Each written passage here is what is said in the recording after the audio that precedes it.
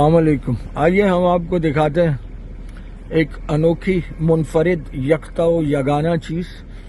کراچی میں ایک جامعہ ہے، ایک مدرسہ ہے، اس کے سامنے یہ ایک بورڈ لگا ہے۔ یہ پبلک ٹوائلٹس ہیں، عوامی واش روم ہے، ان کے سامنے بورڈ لگا ہے جو کہتا ہے کیفیت نوع وطن تبدیل ہوتی ہے یہاں، ایک اہم کام کی تکمیل ہوتی ہے یہاں۔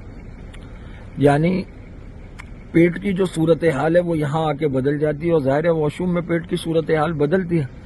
اور ایک اہم کام، یہ واقعی دنیا کا ایسا کام ہے کہ اگر یہ کام آپ کے سر پر آن پڑے تو پھر آپ کو دنیا کا کوئی دوسرا کام نہیں سوچتا، آپ کو یہی کام کرنا ہوتا ہے، اس کے بعد باقی کام ہو پاتے ہیں، باقی کام ورنہ رک جاتا ہے۔ وہ کہتے ہیں ایک اہم کام کی تکمیل ہوتی ہے یہاں۔ تو یہ ادبی اور فنی شاہکار ہے اور سینس آف ہیومر ہے۔